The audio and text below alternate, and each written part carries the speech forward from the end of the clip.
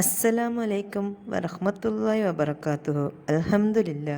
പരിശുദ്ധ ഖുർആനിലെ ഏറ്റവും പ്രധാനമായ ഒരു സൂറത്താണല്ലോ സൂറത്ത് ഇഖ്ലാസ്. നാം നിത്യേന ഓതുന്ന ഒരു സൂറത്താണ്. എല്ലാവരും എത്രയും പെട്ടെന്ന് ഓതി തീർക്കാൻ പറ്റുന്ന ഒരു സൂറത്താണ്. ധാരാളം മഹത്വങ്ങൾ സൂറത്തിനുണ്ട്. നമ്മുടെ ജീവിതത്തിൽ സൂറത്ത് ഇഖ്ലാസ് 1,00,000 പ്രാവശ്യമെങ്കിലും ഓതി വെക്കണം എന്നാണ്. ദിവസവും കുറച്ച് കുറച്ചായിട്ട് നാം ഓതി വെക്കുക. നാം മരിക്കുന്നതിന് മുമ്പായി 1,00,000 ഇഖ്ലാസോട് കൂടി മരിക്കണം. അങ്ങനെ ആവുമ്പോൾ അല്ലാഹു തആല വലിയ നെഹ്മത്താണ് നമുക്ക് നൽകുന്നത്.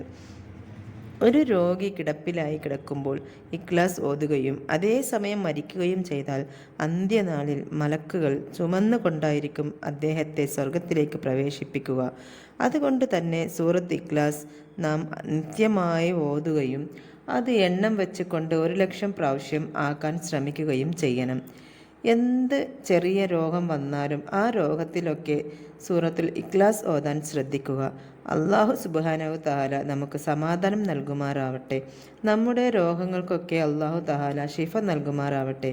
സൂറത്ത് ഇഖ്ലാസ് ധാരാളം ഓതുവാനും പ്രത്യേകിച്ച് 1,00,000 പ്രാവശ്യം ഓതി വെക്കാനും അല്ലാഹു തആല തൗഫീക്ക് നൽകുമാറാവട്ടെ.